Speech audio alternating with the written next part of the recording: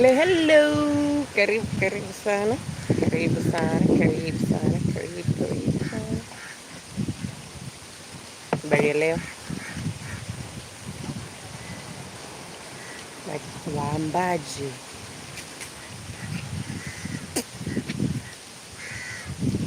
Nisema jina langu libadilike niitwe Amina Wanjiku.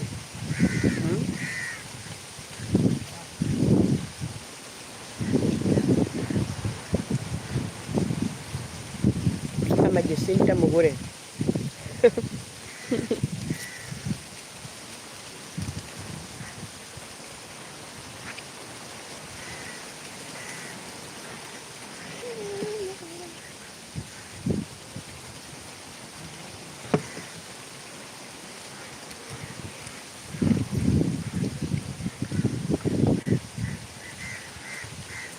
Holiday inakupelekaje?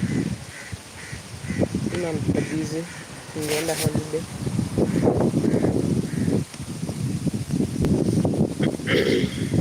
Watu wa bara. Watu wa bara, bali ya bara. Bara Hindi.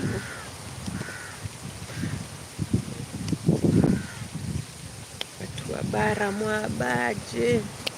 Mwabaje, mi napunga upepo wa bahari. Habari ya ushindako. Na mtu usemaje? Habari ya uliko. Habari ya wenzio. Wakula nini leo?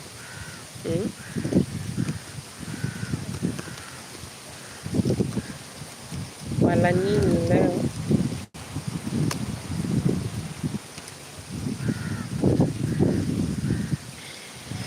Mimi nakunywa maji ya mwembe.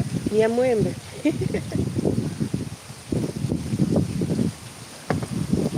Sweet water. Kazi. Tulia. Furahi. Wewe unafurahi. Maisha inakupelekaje? Maisha yakupelekaje leo? Una furaha riboribo. Asante. Una furaha riboribo.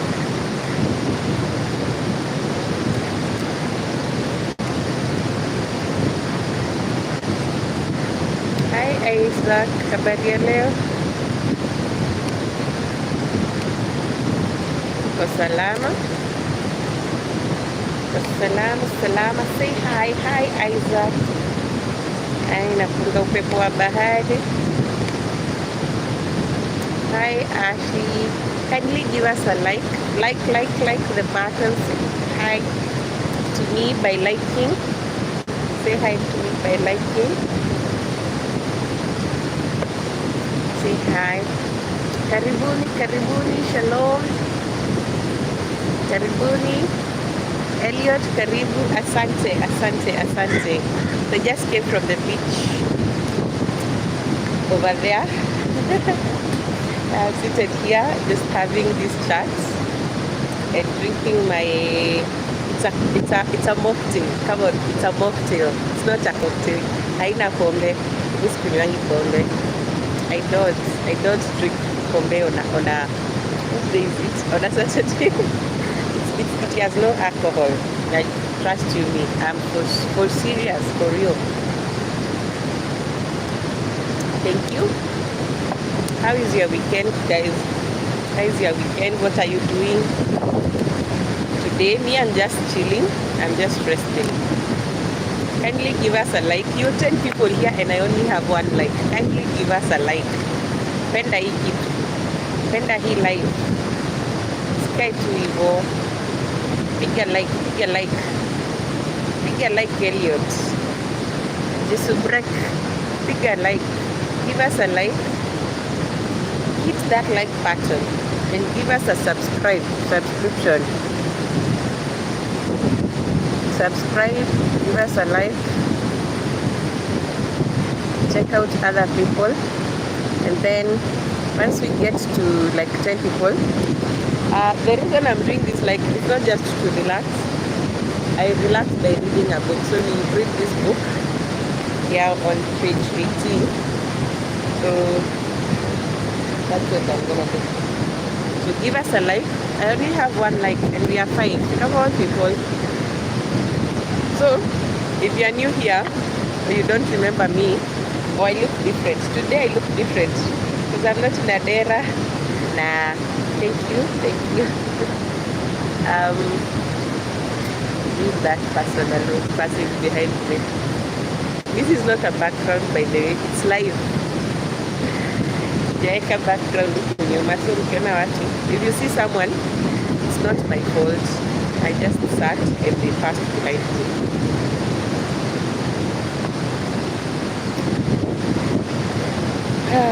So how are you? Have you do you see our other videos? This is your first time here. If it's your first time, give us a like and come to the chat so that we can know each other a little bit, just a little bit.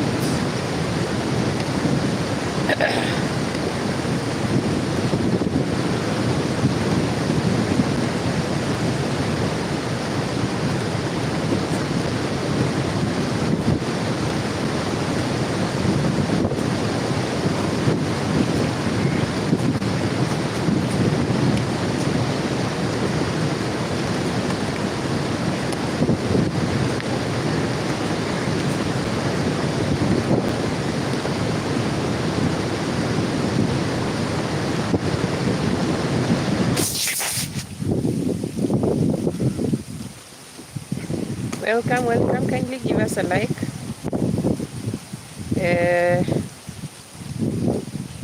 This live, we are going to be reading this book. It's called Forks Over Knives. It advocates for a plant-based diet. So if you are vegan or vegetarian, and this is your vibe, kindly give the live feel like moto.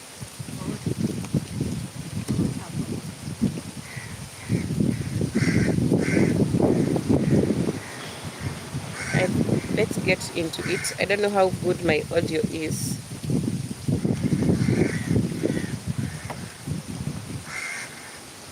I hope you can hear me. So today we continue by looking at a testimonial of this gentleman called Dr. Cadwell. And this is what we are going to look at today. Trying to set up.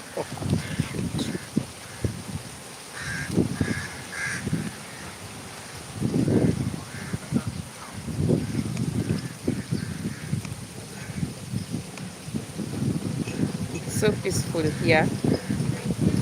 So peaceful.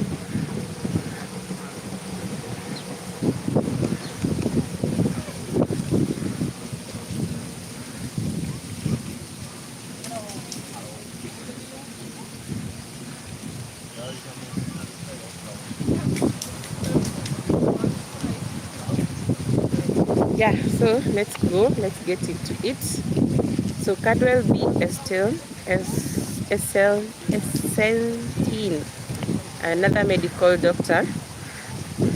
It says he was known as S. He was educated at Yale and Casey Western Reserve. While at Yale, he won a gold medal in 1956 Olympic Games as a member of the U.S. rowing team. He trained as a surgeon at the Cleveland Clinic and at St. George's Hospital in London. In 1968, as an army surgeon in Vietnam, he was awarded the Bronze Star. He's a very well educated person. Then, this Dr. S has been associated with the Cleveland Clinic since 1968, serving as the president of the staff, a member of its board of governors, and the chair of its breast cancer task force, and the head of its division of thyroid and parathyroid surgery. In 1991, he served as the president of the American Association of Endocrine Surgeons. He's a surgeon. In 2005, he was the first recipient of the Benjamin Spock Award for compassion in medicine. And in 2009, he received the Distinguished Alumnus Award from the Cleveland Clinic Alumni Association. So he's pretty well, amesoma. He's well read, if you can say that. And he has written more than 150 scientific articles. That's a lot, a very, very a lot. I realized something.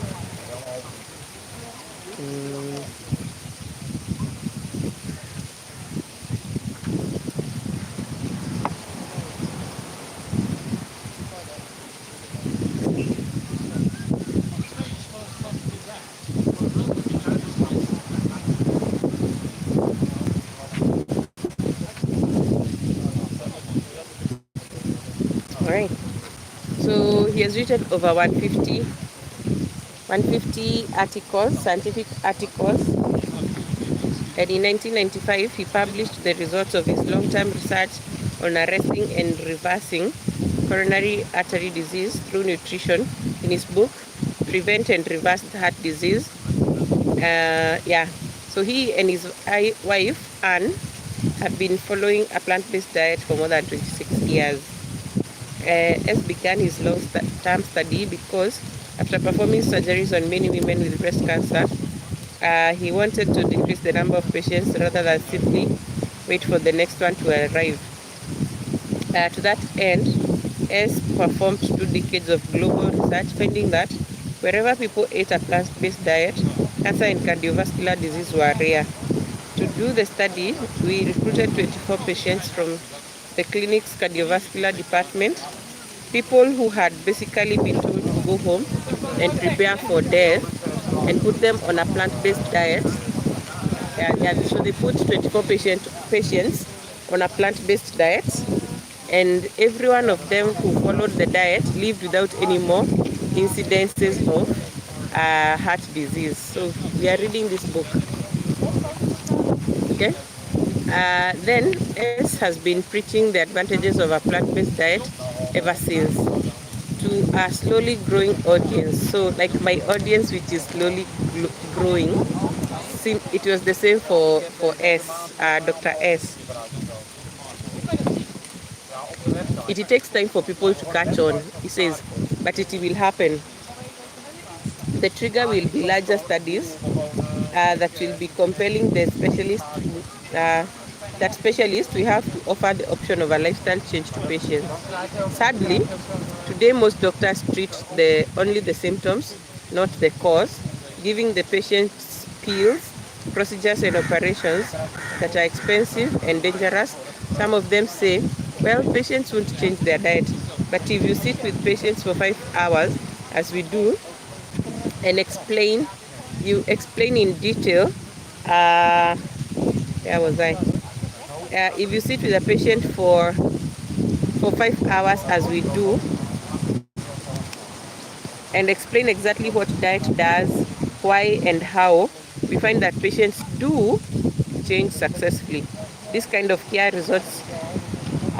restores the covenant of trust that must exist between the caregiver and the patient, who realizes you are telling him or her absolutely everything you know about the disease, so that it can be halted and even reversed.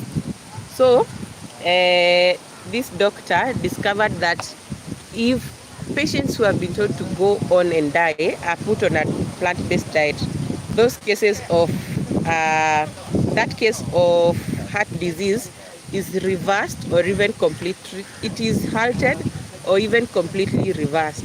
And some doctors say, I don't have the time to explain. These patients will not change. They will continue eating whatever they have been eating. That's why they are sick. But if you listen to someone for like enough time, and you explain what diet will do, how it works, why it is important to them for them to follow it, how it will reduce the amount of money they spend on medication, they are more attuned to actually change. You realize that people change their behaviors once they understand what is at stake. Once they understand that if they don't change what they are doing or they have been doing, it will not end well for them. So it is very important that for someone who is practicing nutrition, you take time with your patient. Don't be in a hurry. Don't just tell them that you just go reduce carbohydrates, reduce your fats, do this. Taking 5 or 10 minutes with your patient, you're not doing enough. You need to give you and the patient enough time to understand how the condition has come to be, and then you work it out. You work out a meal plan together so that it will work for the patient. Okay? Okay. Aya. So you find that patients actually follow a diet. If you explain it to them, they follow the diet. So this kind of restores the covenant of trust that must exist between the caregiver and the patient, who realizes that you are telling him or her absolutely everything you know about the disease so that it can be halted and even reversed. And the patient then feels empowered to do so. Cardiovascular disease is a toothless paper tiger that need never exist. And if it does exist, it need never progress. It is a foodborne disease. Change your food, you can change your life. Okay? So because, as we explained, cardiovascular disease comes around by when plaque, like the one that forms on teeth, when plaque accumulates in your arteries. So the same way we brush our teeth and reduce that plaque, we can do that same thing for our arteries by ensuring that we don't eat foods that will add on to that plaque. That is number one. Ensure that our foods have reduced cholesterol or no cholesterol at all. Then once you do that, now you ensure that you have reduced cholesterol in your diet. You have reduced carbohydrates in your diet and animal meat, because remember, we are advocating for a plant-based diet. Once you do that, you realize that now you can actually reverse the cardiovascular disease or the hypertension. It is possible to reverse it. So this doctor realized that once you get off a diet of processed oils, dairy, meats, these are the ones that destroy the endothelial cells, which is the lining of the blood vessels, and it causes a plaque buildup. So when you get rid of these foods, you are likely to reverse or even halt the progression of heart disease. Okay. So that is something that this doctor found. He found that once you stop eating meat and other food products from animals, you reverse heart disease or other similar diseases or conditions. Okay, so you remove that plaque from your body, from your vessels, and now blood is able to flow well. The diameter of your blood vessel increases. All the good things start happening in your body. So reducing processed oils from your food, drinking things that are good for your health, that is what will work for you.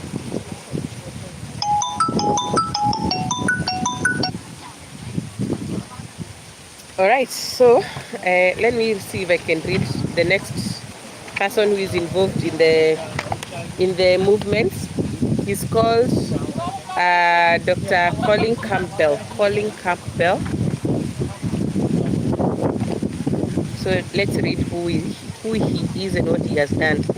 So Colin Campbell grew up on a dairy farm and was educated at Penn State and Cornell, where after working on the postdoctoral degree at MIT and teaching Virginia Tech, he returned for a tenured full professorship in 1975. He's pretty old. He has also consulted as a senior science advisor to the American Institute of Cancer Research and currently sits on the advisory board of the Physicians Committee for Responsible Medicine. Since 1978, he has been a member of several National Academy of Science expert panels on food and health. He holds an honorary professorship at the Chinese Academy of Preventive Medicine in Beijing. As in, there's such a school, I didn't even know. Like the Chinese Institute of Preventative Medicine. I didn't know there's such a thing, imagine. Didn't know there's such a thing. Wait, okay. Good to know, good to know. So if the Chinese, and this is at some of the places where we go to look for medication, if they themselves are practicing preventive medicine, why are we not doing the same? We are emulating cultures that have already failed, cultures in the West, whereas in the East, in China and India, they are doing the right thing and they are actually prospering even in preventative medicine, which is pretty awesome. So I feel that that's what we should do. We should be also practicing preventive medicine as opposed to as opposed to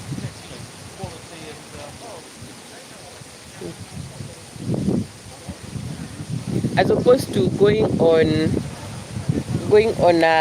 like a diet that is rich in different kinds of foods, like a diet that is rich in animal foods, animal products is injurious to your health. I don't know how else to explain it.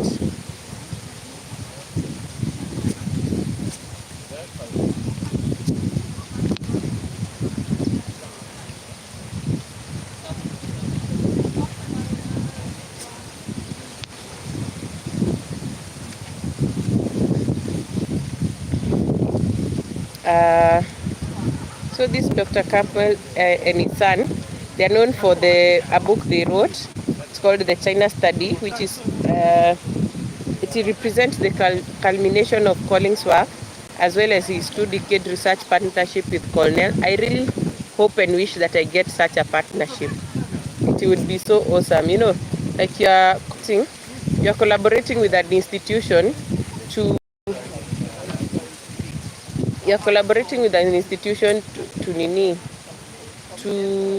do what? To research and author a book. I would really love, I'm looking for such a thing, whereby I collaborate with someone or an institution. I do research here in Kenya with people who are of different, you know, like people who have different problems or diseases, and we document their journey for years, and then after some years we publish that research. That will be so awesome. So I look forward to that. I really look forward to finding a study that I can be part of. I'm actually also looking to do my master's, but abroad. I did apply here in Kenya, but now I'm looking to go abroad, somewhere different. Anyway, so Colin, he said that the most prevalent carcinogen he found was the one that was found in milk from mammals, which is interesting that we still drink milk and yet it has been shown to have carcinogens. But I think it depends on the source of the milk and how it has been processed, or even how the animals have been reared. So that one I'm still ish because I myself, I drink milk, and my children also drink milk. My mother has drunk milk for long, although right now she's not drinking milk. But like, what other source of protein? There are so many other sources of protein, but like right now, one thing my daughter loves to drink, it's milk and chai, and it's so difficult to do otherwise. So I'm really hoping that I get a good alternative.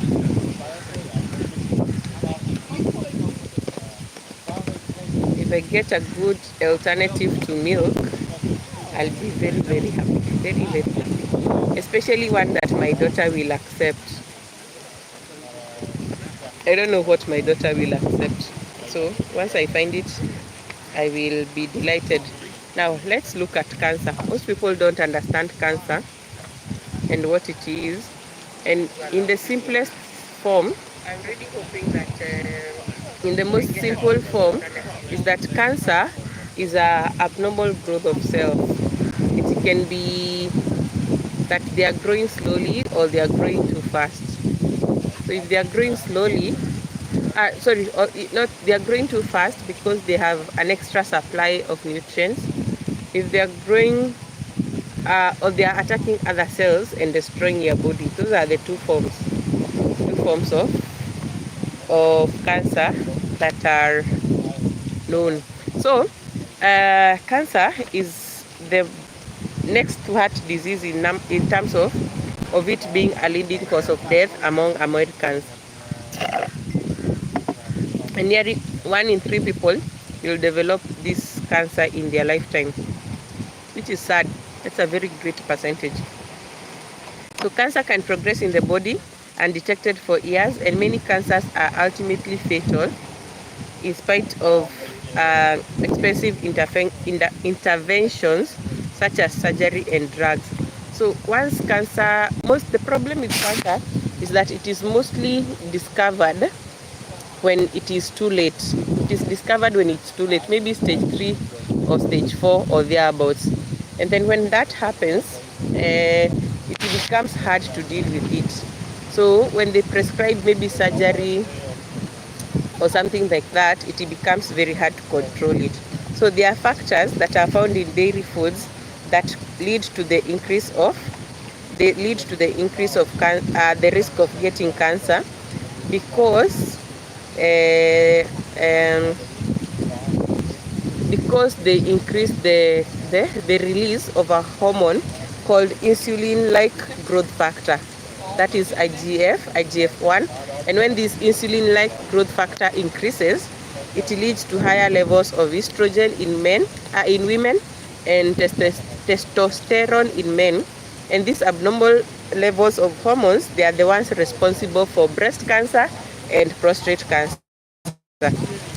That's now when you are consuming these animal proteins. But on the other hand, if you are consuming plant-based diet filled with nutrients like phytochemicals and antioxidants, these ones, they fight cancer. So eating these foods can help repair your body, repair those mutated cells, and cause apoptosis, which is the death of the cells. These cells that are misbehaving, once you are continually eating foods that are rich in phytochemicals, they are destroyed or they are killed, and hence reducing your risk of developing cancer. Okay? So cancer is not a very hard disease to understand. Let me just explain it. So how does your body develop cancer? So a normal cell divides and redivides over the course of its life until its telomeres. Telomeres is a DNA sequence that lies at the end of the chromosome. When they become short, those telomeres, to the point where reproduction is no longer possible. So a cell divides and divides and divides and divides until it reaches a point it can't divide anymore.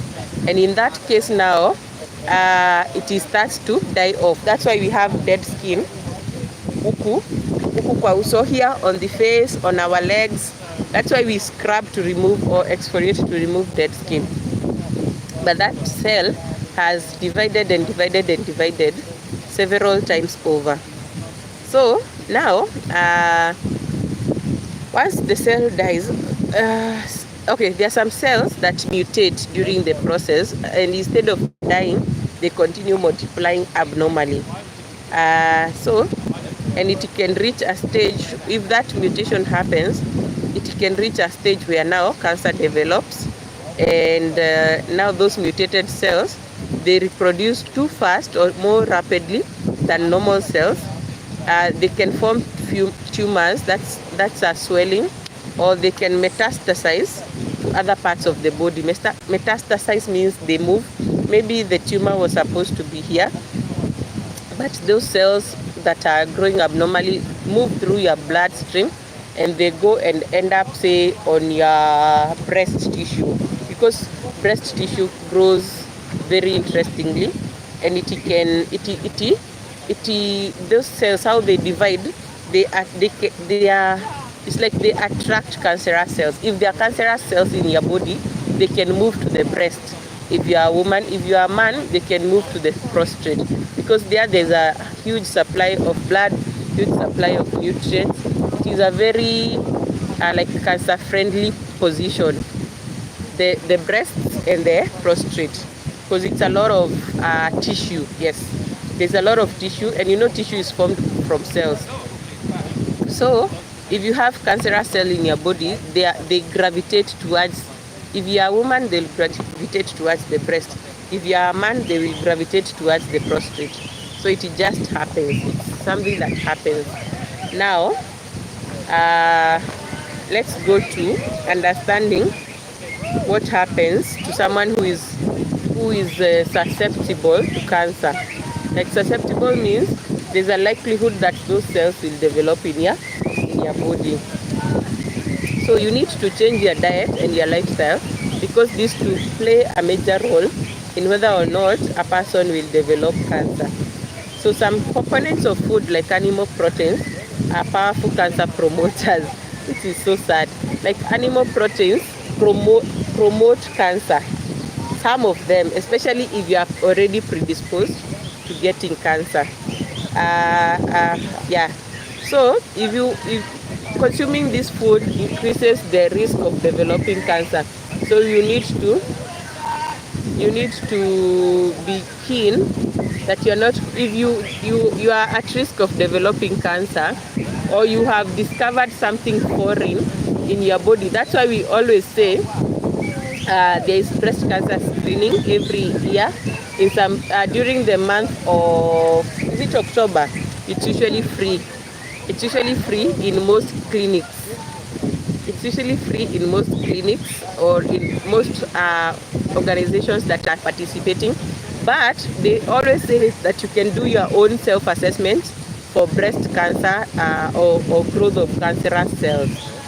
So I've said cancerous cells are more likely to gravitate towards the breast and the prostate in men. Now, or even in men, by the way, because they still also have breast tissue.